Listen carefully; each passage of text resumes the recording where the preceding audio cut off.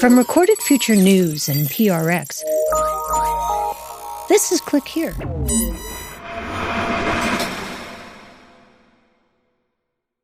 Hey, it's Dina. For the month of July, the Click Here team is doing what we usually do when the heat rolls in and Congress leaves town. We hunker down, dig deep, and start building something new. And while we're in the trenches reporting those stories, we thought we'd take a little detour. All month long, we'll be sharing some of our favorite past episodes, along with a few gems from other podcasts we think you'll really like. Think of it as a curated feed minus the algorithms. And to kick things off, we're returning to something a little different. Earlier this year, we teamed up with 1A, that's NPR and WAMU's daily news magazine, for a 5-week series we called Cyber Mondays. Every Monday, I joined Jen White in the studio to unpack some of our biggest Click Here stories, with real-time listener calls, plenty of smart questions, and a little more chaos than we usually allow in our regular edits. And in this episode, we looked up, way up, from the minefield of space junk orbiting above us to the solar storms that could fry GPS systems and power grids, to the nations quietly preparing for a different kind of war, one that starts in the stars. If you missed it on the radio, here's your second chance. What follows is a condensed version of that live show. And the first voice you'll hear? Jen White, host of 1A. Take a listen.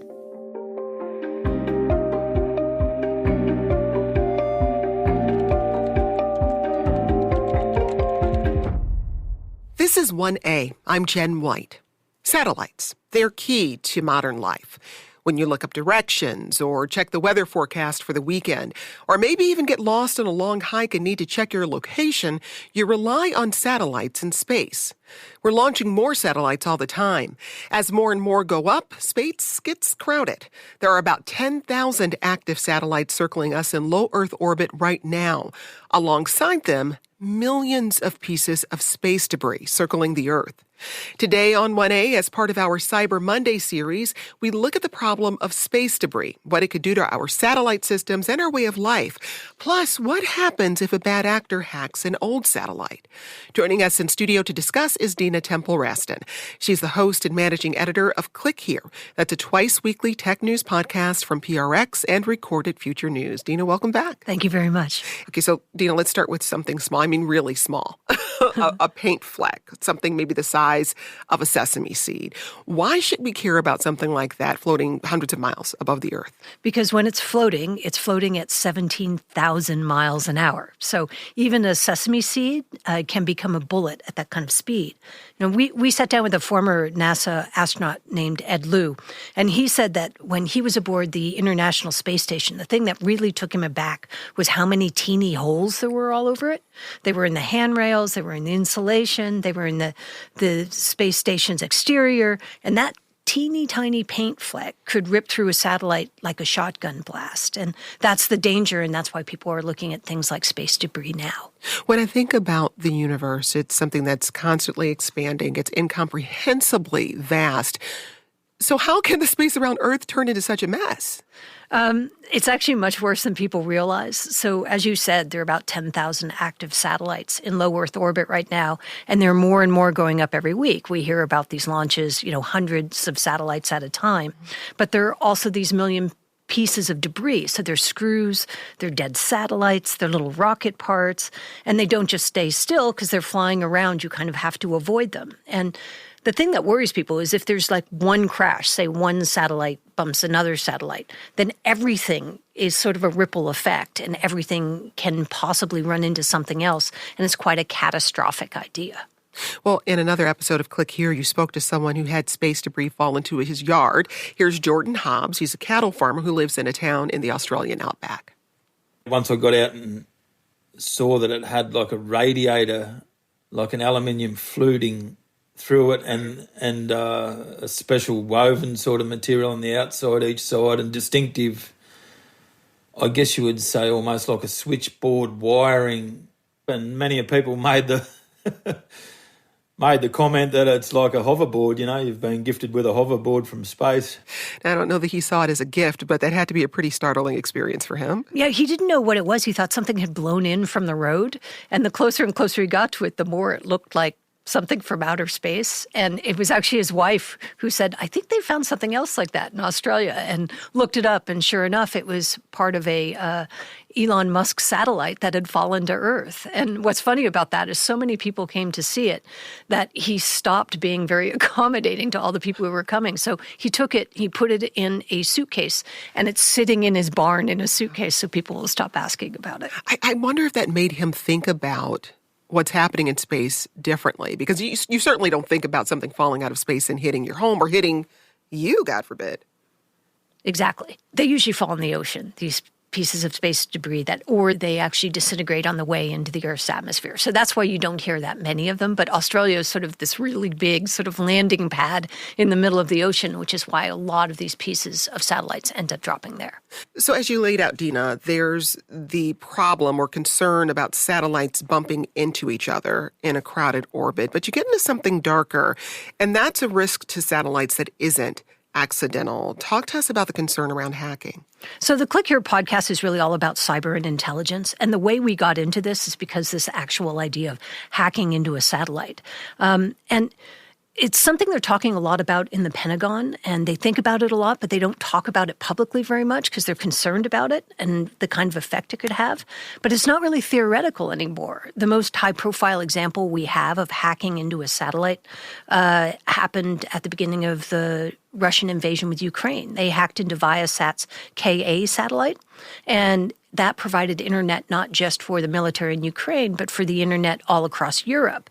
And just hours before they actually passed the border, the hackers launched this destructive cyber attack on the ground-based modems that were sort of talking to the satellite, and it knocked out communications for tens of thousands of users, not just the Ukrainian military units that they were sort of targeting.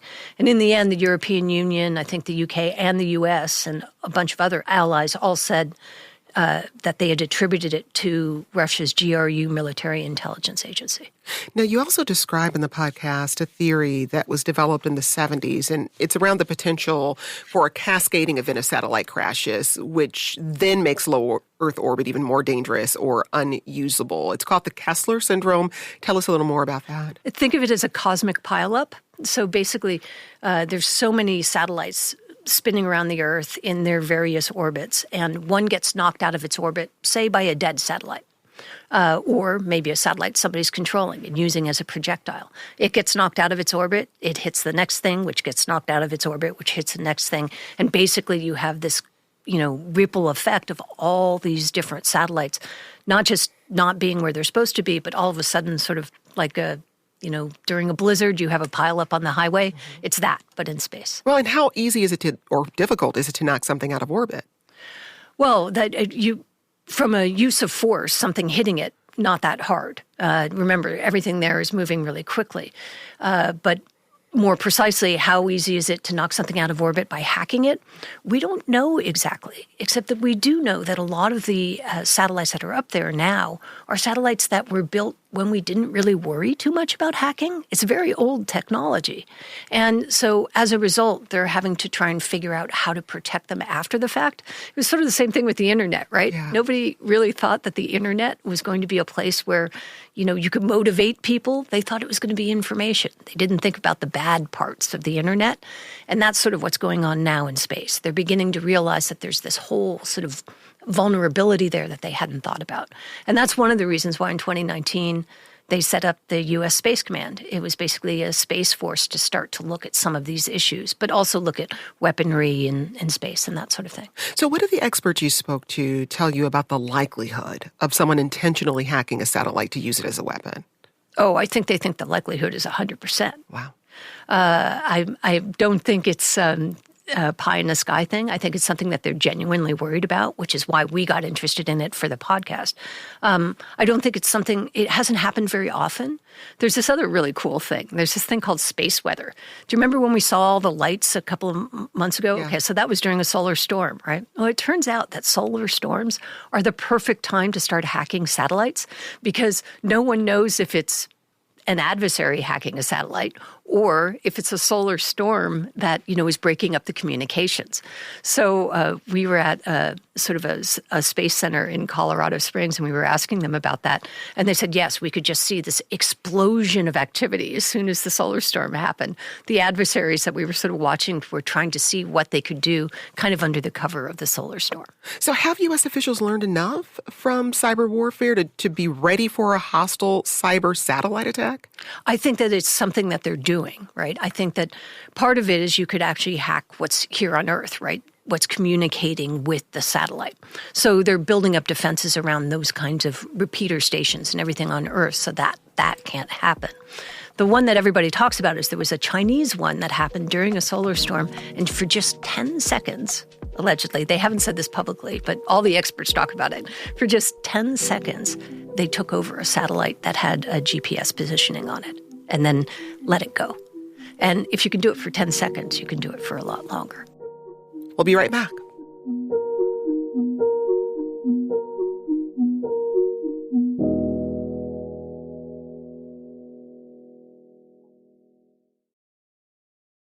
Click Here is brought to you by Progressive Insurance. Do you ever think about switching insurance companies to see if you could save some cash? Progressive makes it easy to see if you could save when you bundle your home and auto policies. Try it at Progressive.com. Progressive Casualty Insurance Company and Affiliates. Potential savings will vary. Not available in all states. Support for Click Here comes from Quince.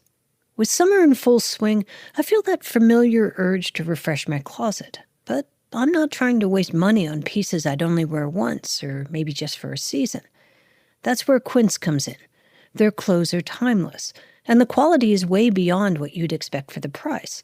Think 100% European linen tops starting at $30, washable silk dresses and skirts, and soft cotton sweaters. I have a pair of their suede mules. They're water repellent, look really expensive but aren't, and the insole is incredibly comfortable from the moment you put them on. They're the perfect slip-ons for the summer. Give your summer closet an upgrade with Quince. Go to quince.com/clickhere for free shipping on your order and 365-day returns. That's QUINCE.com/clickhere to get free shipping and 365-day returns. Quince.com/clickhere. ChatGPT, AI machines, satellite, engine ignition, Click Here, and liftoff. Today on Click Here, we're leaving Earth behind and taking you into orbit, where space isn't the peaceful frontier we once imagined, but something messier and far more contested. And in this next segment, we'll meet a former astronaut who now tracks space junk, the way cybersecurity teams might track malware and intrusions. And we'll explore how that junk, those broken satellites and forgotten rocket parts, could become the next great weapon. It's space as battlefield, where the debris isn't just dangerous, it's strategic. This episode comes with some help from our friends at 1A, NPR and WAMU's daily talk show. And the next voice you'll hear is Jen White, the host of the show. Click Here spoke to a former astronaut and other defense experts about the risks of debris flying around in space and what can be done to reduce the risk of a multi-vehicle pileup, whether by accident or on purpose. Let's listen. A few years ago, Ed Lu recorded this video from the International Space Station. He was in the station's bay, floating about 250 miles above the Earth. Good evening and greetings from the International Space Station. I'm Expedition 7 flight engineer and NASA science officer Ed Lu. During his NASA career, Ed did spacewalks. And a spacewalk isn't so much a walk as it is a workout. They usually last for hours. So people like Ed check instruments, tighten bolts, and look for problems on the station's exterior. And as he made his way around, moving from one handrail to the next, he fully expected to see some loose bolts and this spectacular view of the Earth. But there was something else he kept spotting too, something pretty terrifying. Holes. Lots and lots of holes.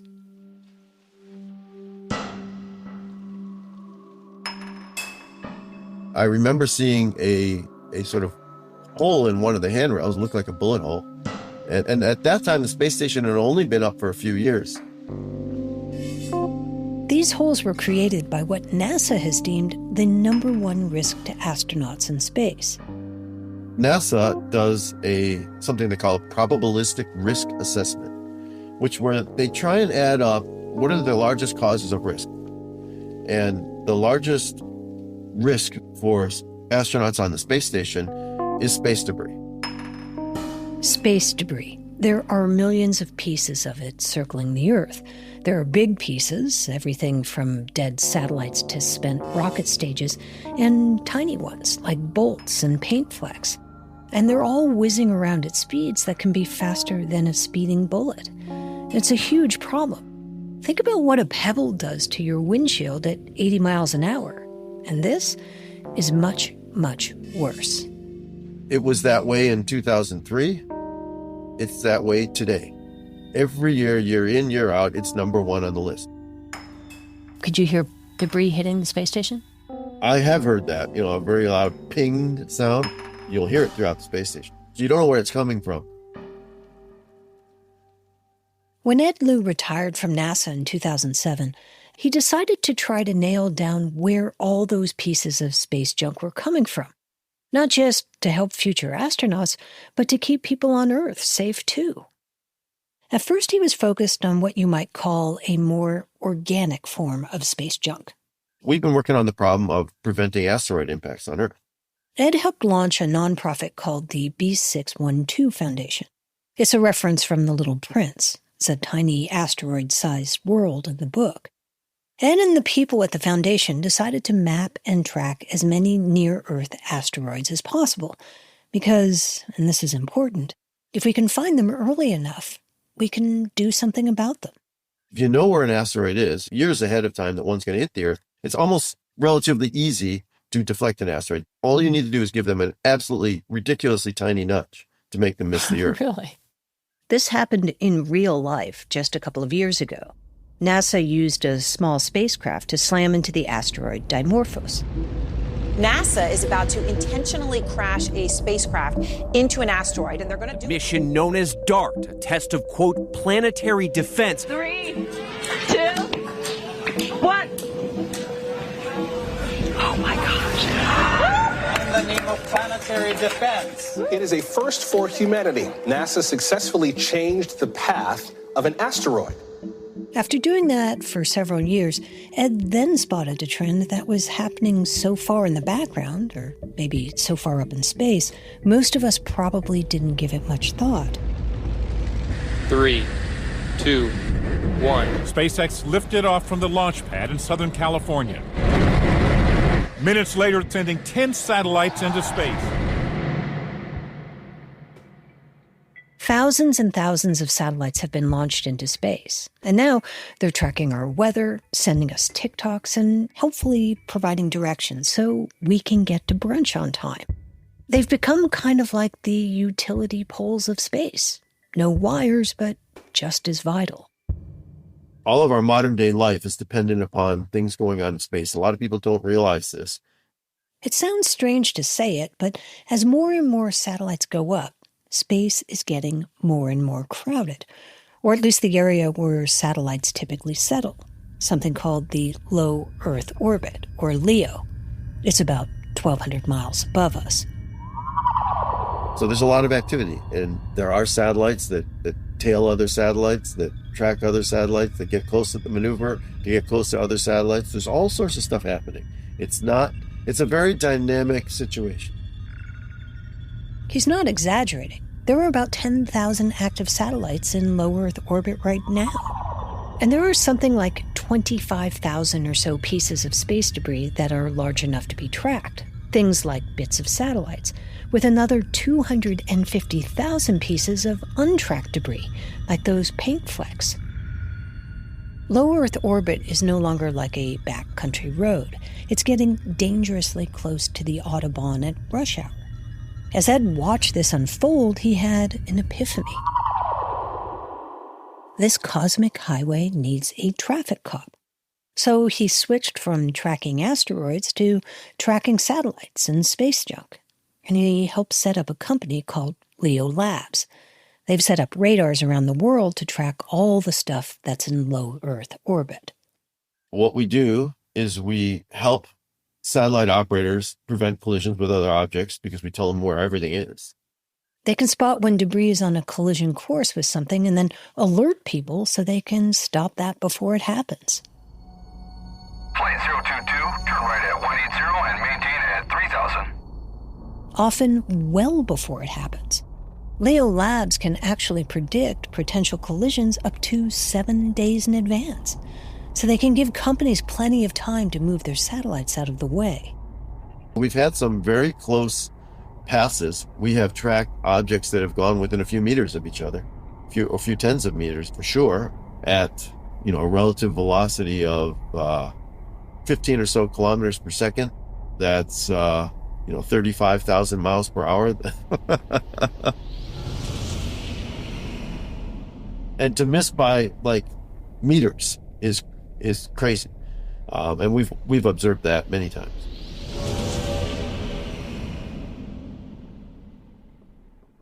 If all of this wasn't already making you feel anxious enough, the threat actually isn't just about one satellite hitting another, a kind of interstellar fender bender. The real concern is a pileup. Because, of course, when you move to avoid Object A, you might be running into Object B. And if you hit Object B, it might then ricochet off a half dozen other objects. One piece of junk hits, say, the space station, and something flies off, and it becomes another piece of junk. And every collision increases the odds of more collisions. And eventually, the space around the Earth could get so cluttered that satellites are under constant threat of that. Or even worse, that launching new satellites becomes almost impossible. A NASA scientist named Donald Kessler worried aloud about this back in the 1970s, but he had a sort of evil twist. Not just what if two satellites accidentally run into each other, but what if some villain hacked into a defunct satellite, turned it into a projectile, and then created one of those destructive chain reactions? Not by accident, but on purpose. This is now known as the Kessler syndrome, and should it come to pass, the worst-case scenario could be terrifying. Space is increasingly a contested environment, and it's actually a warfighting domain. Satellites in space have become central to maintaining stability here on Earth. They're core to military strategy, internet functionality, economic growth. So Kessler's nightmare scenario that someone might intentionally try to disrupt the satellite system isn't just a theoretical scientific concern, but a very clear and possibly present danger.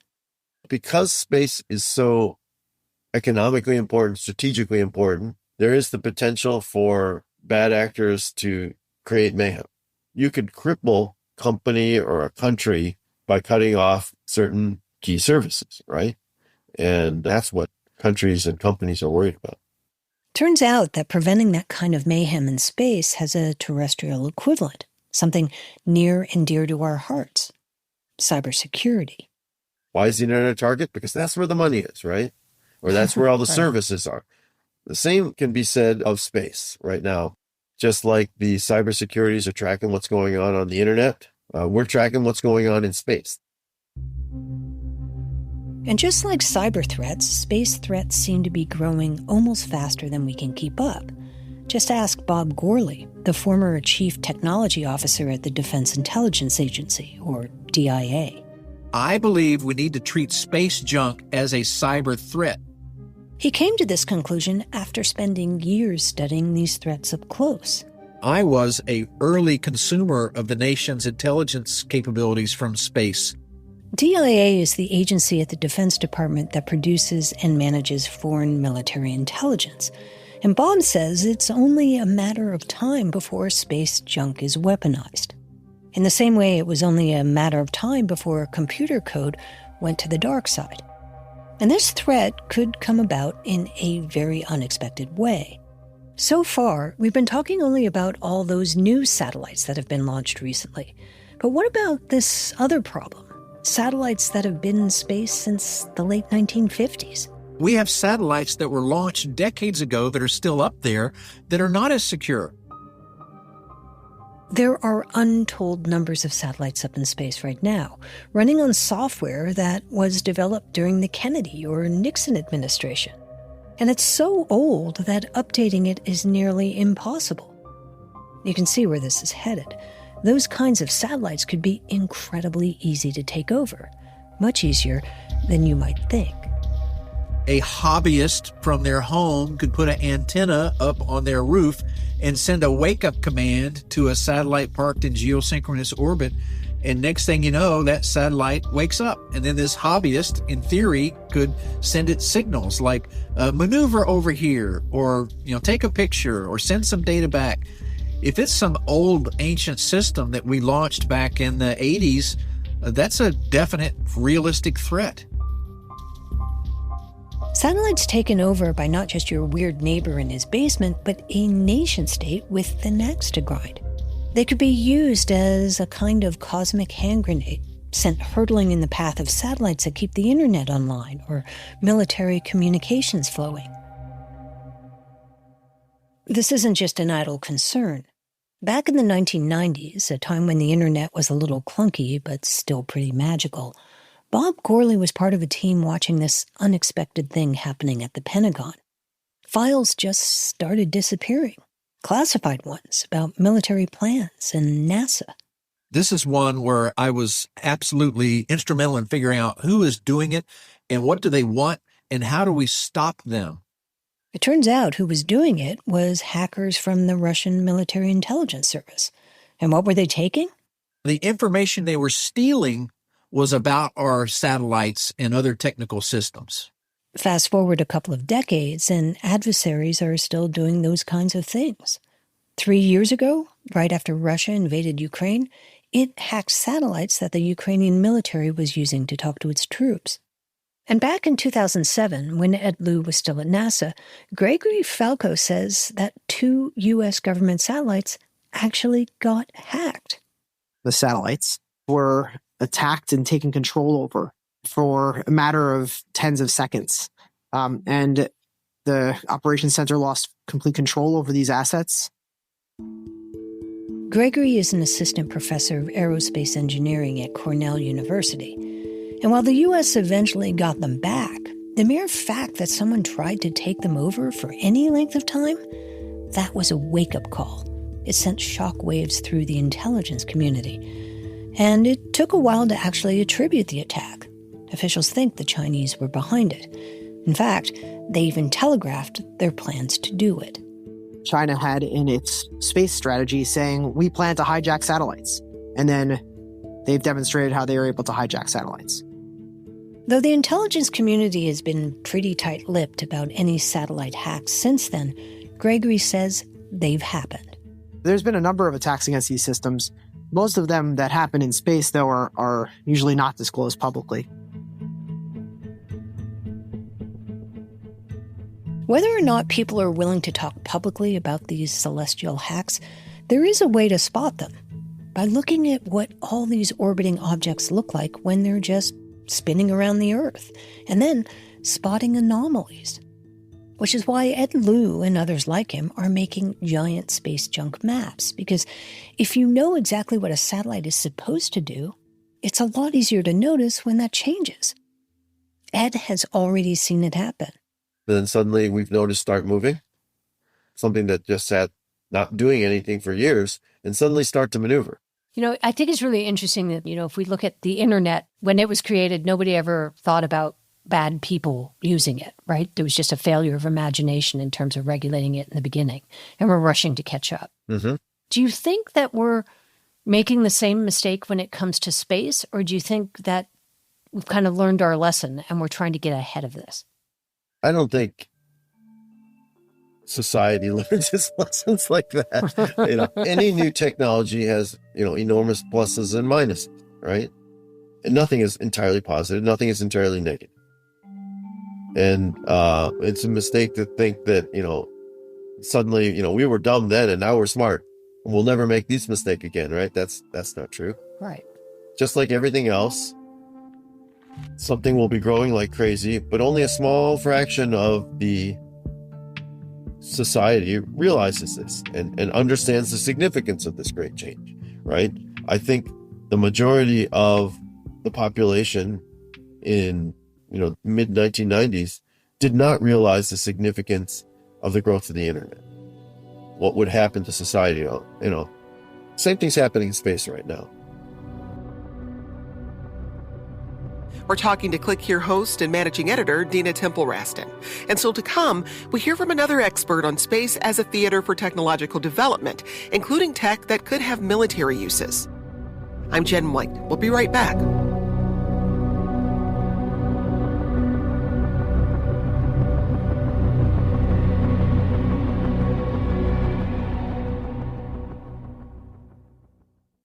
This show is supported by Odoo. When you buy business software from lots of vendors, the costs add up and it gets complicated and confusing.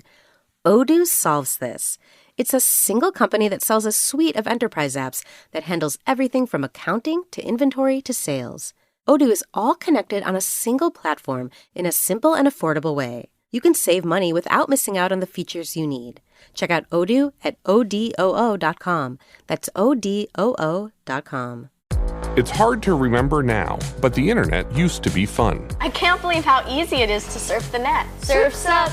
On Long Shadow, Breaking the Internet, we'll trace how a tool that once fueled democracy, opposition activists organized the march on Facebook, became a weapon aimed at the very heart of it. You're watching the unraveling of our democracy right now. From Longlead and PRX, this is Long Shadow, Breaking the Internet. Subscribe now wherever you get your podcasts. Looking for more of the cybersecurity and intelligence coverage you get on Click Here? Then check out our sister publication, The Record, from Recorded Future News. You'll get breaking cyber news from reporters in New York, Washington, London, and Kyiv, among others. And you'll see for yourself why it attracts hundreds of thousands of page views every month.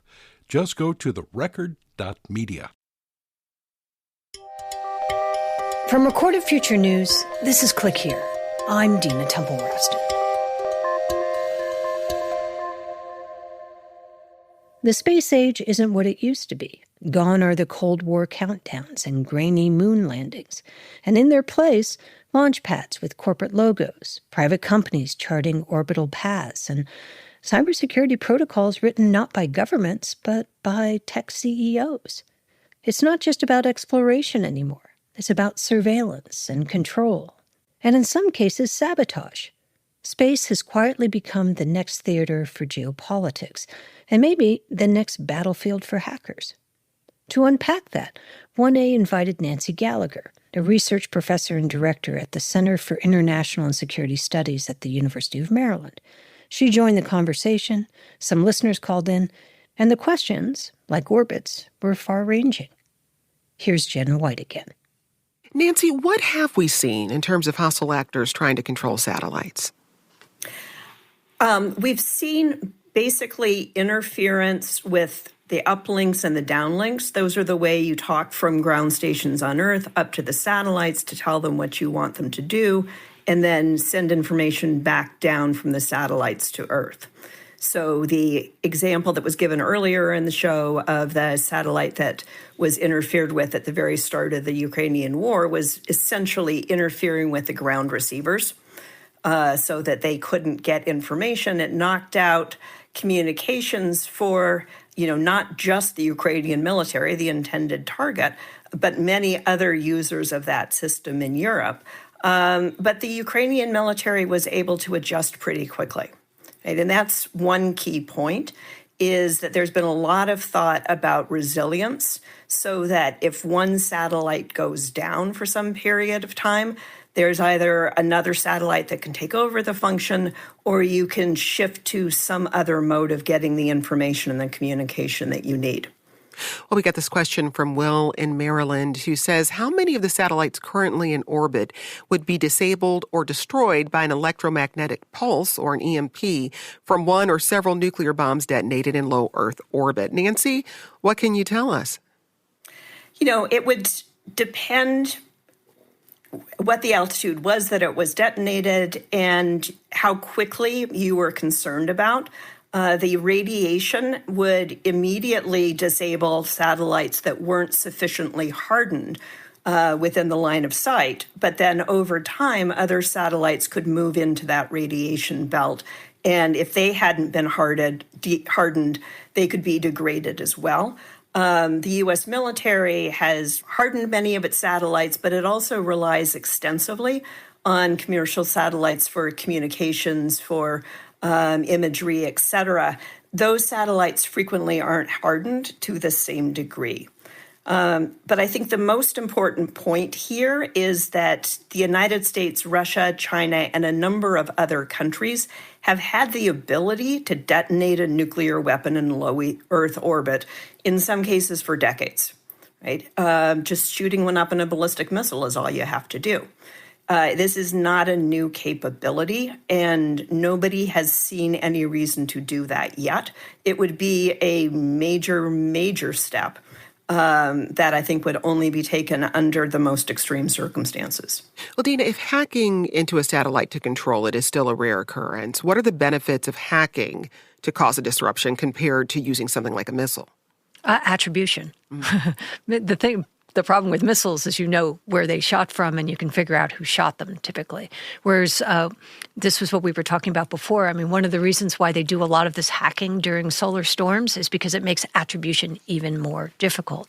And this is why, David Sanger of the New York Times had a book called The Perfect Weapon, which was about cyber weapons. And the theme of the book was basically it's the perfect weapon because it's hard to attribute it to whoever did it. So you can get away with a lot of stuff and no one can be absolutely sure you were the person behind it. That's the problem with hacking satellites as well. What happens if all you do is, cozy up to a satellite and listen to what is being said there? That's what they think happened during some of these solar storms, is that Chinese satellites cozied up to U.S. communication satellites to see how much they could pick up. We also heard from Jim, who says, my daughter flew satellites for the U.S. Air Force. She said most of the technology was from the 80s, green screens, DOS commands, and even floppy disks. When I asked why this stuff hasn't been upgraded, her answer was that you can't wait for the latest technology. At some point, you just have to throw the thing up there with what you have at the time. Many of our communication and tactical satellites have been in space for 40-plus years.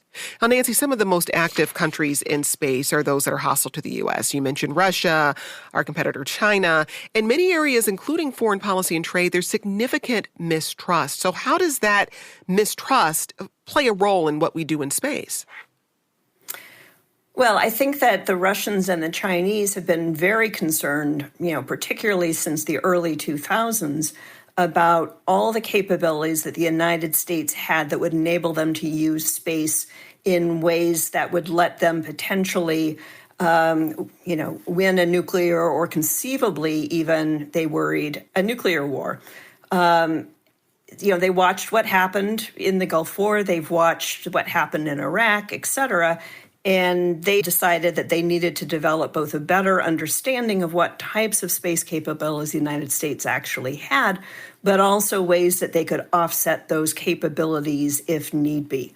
And as U.S. relations with a number of countries have gotten worse over time, they've become increasingly concerned, particularly about ensuring that the United States understands that no matter who shoots first, the Russians and the Chinese have a secure, reliable, retaliatory nuclear deterrent. Well, and you mentioned the Gulf War in Iraq. Explain a little bit more about what happened. Well, in the Gulf War in Iraq, basically we were able to use space-enabled sensing and precision guidance to be able to project force over long distances of space and time without having to have as many troops on the ground. Be able to find and identify and hit targets we hadn't been able to do so easily before. Over time, our capabilities for using space to enhance our conventional military capabilities have become more and more sophisticated. The U.S. signed the Outer Space Treaty in 1967, and it was meant to outline what activities were and weren't allowed in space, including military activity. Russia, was then the Soviet Union, signed it, and the People's Republic of China accepted the treaty more than a decade later, and it's still enforced today. And it states that space is meant for peaceful development. So, Nancy, how concerned is the U.S. government about space turning into an arena where military action isn't off the table? Well, the United States and the Soviet Union have always used space for military activities. When the Outer Space Treaty was written, peaceful was understood to mean consistent with international law, which includes deterrence. It includes the use of force for self-defense, but it does not legitimate use of force for territorial aggression. Right. So using space for reconnaissance, using it for arms control verification, using it for communication, using it for early warning, all of that has been considered consistent with the peaceful uses of military space. Stationing weapons in space and then using them offensively obviously wouldn't be. Janisha asks, is it possible to remove dead satellites from space? If so, are these efforts underway? It seems like an obvious solution for increasing security and reducing the potential for collisions. Dina? There are actually dead satellite graveyards up there where you basically park your dead satellite someplace out of the way, which is out of lower Earth orbit. I think there are also, and maybe Nancy will know this better than I, but there are ways to bring satellites down, right? The U.S. recommends that dead satellites deorbit within 25 years, but that's just guidance. It's not a law, and there's no global enforcement for that. But basically the idea is you can park your satellite out of everybody's way while you try to figure out what to do with it. Nancy, briefly, anything to add? Yeah, there's international agreement on best practices to mitigate space debris, and that includes things like parking defunct satellites in graveyard orbits. There's also research that's going on to be able to basically remove satellites or other debris from space. The challenge is that doing that requires, quote, cozying up to another satellite, right? And if somebody comes up close to your satellite and it's not you, and they haven't told you what they're doing there, you have absolutely no idea. Are they listening in? Are they testing their capabilities to get close for hostile purposes? Or are they testing capabilities to get close for purposes that would enable them to fix a satellite that was broken in some way or possibly remove it from orbit? I want to squeeze in this last question from Mary, who says, I wonder what the backup systems are if for some reason there is a satellite failure and another one that cannot be accessed. Does our information then rely on wires or what? What is the daily risk to us on the ground with that kind of failure? Dina, in just a sentence or two? Just quickly, I mean, there's so much of what we have right now that depends on satellites. There are backup systems, but if you were to kill a wave of satellites, I think that's the concern.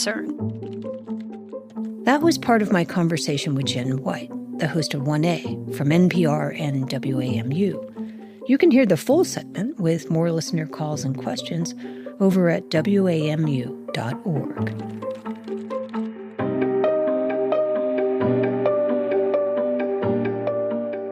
Click Here is a production of Recorded Future News and PRX. I'm Dina Temple-Raston. Our producers are Megan Dietrich, Sean Powers, Erica Guida, and Zach Hirsch. Special thanks this week to 1A host Jen White. Click Here is edited by Karen Duffin and fact-checked by Darren Ankrum. It contains the original music by Ben Livingston with some other music from Blue Dot Sessions. Our staff writer is Lucas Riley, and our illustrator is Megan Goff. Martin Peralta and Jesse Neiswanger are our sound designers and engineers. Tune in on Friday for Mic Drop, which features our favorite interview of the week. We'll see you then.